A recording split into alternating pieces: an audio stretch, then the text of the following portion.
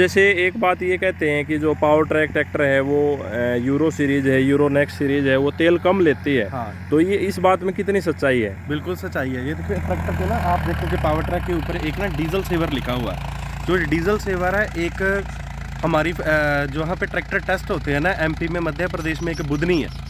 बुधनी वहाँ पे जाके जो ट्रैक्टर बनता है उसको टेस्ट करके, ये एक बुधनी की तरफ से एक इसके ऊपर लोगो लगा हुआ है कि ये दूसरी कंपनी से सभी ट्रैक्टरों से कम तेल पीता है। इवन हमारे पास कंपनी का स्कॉट कंपनी का फार्म ट्रैक भी है, लेकिन हम लोग फार्म ट्रैक के ऊपर भी ये डीजल सेवर नहीं लिख सकते। ये सिर्फ बुधनी से पास हुआ है कि ये ट्रैक्टर बाकी ट्रैक्टरों से आधे से पौने लीटर कम तेल पिएगा।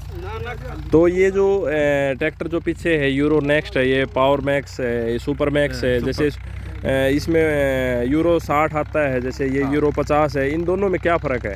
ये 52 HP का है, वो बड़ी HP का आ जाता है, वो 60 HP का आ जाता है। एक इसी में 55 HP का भी अवेलेबल है।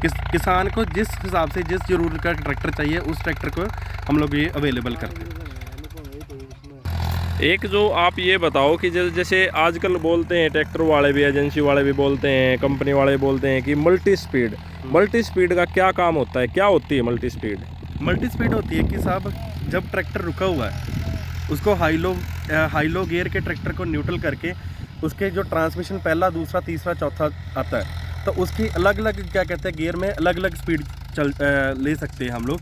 जैसे क्या है कि जिस काम के लिए ट्रैक्टर रुका हुआ है, जहाँ पे हम ट्रैक्टर को रुका है और हम लोग सिर्फ PTO से काम ले रहे हैं, जैसे जनरेटर है, जनरेटर हो गया, ये थ्रेशर मशीन होगी, ठीक है ना, और भी कई हैं जिसके साथ ये चलता है। या दान बरसाने का पंखा ही है। हाँ, ये वाला पंखा। तो ये क्या है कि ये मतलब कि हम लोग उसको चौथा गियर लगा के बिल्कुल आइडल स्पीड, जहाँ पे हम लोग ट्रैक्टर स्टार्ट किया हुआ है उसी स्पीड पे जाके उसको इम्प्लीमेंट्स को घुमा सकते हैं। और जैसे दूसरी बात जो है, आजकल सुपर सीडर आई हुई है, काफ़ी जो है वजन है सुपर सीडर के अंदर भी, तो हाइड्रोलिक जो है, हाइड्रोलिक क्षमता भी जो है किसान देखता है कि हाइड्रोलिक पावर कितनी है, उठा पाएगा नहीं उठा पाएगा, तो उस चीज़ के बारे में और थोड़ी जानकारी दो। इसकी हाइड्रोलिक जो है 2000 kg की है।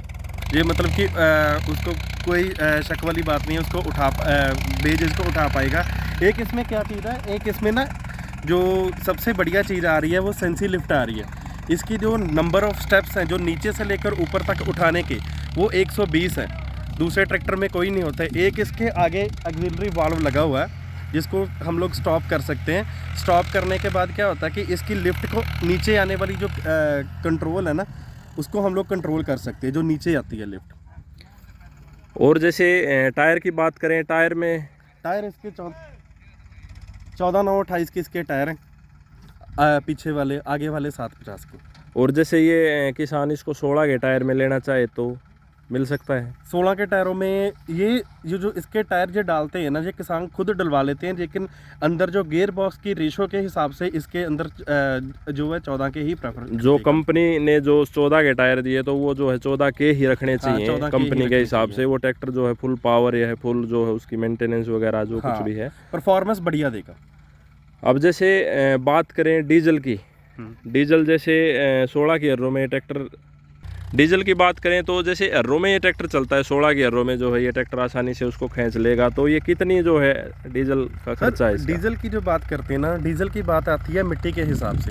अब अलग अलग एरिया में अलग अलग तरह की मिट्टी रहती है, कहीं पे सूखी मिट्टी है, कहीं पे गिल्ली मिट्टी है, और कहीं पे रेतीली मिट्टी आ जाती है। तो मोस्टली इसकी जो कंपनी से मतलब की हुई है, पर एकड़ का 2-2.25 लीटर के आसपास इसकी परफॉर्मेंस आएगी।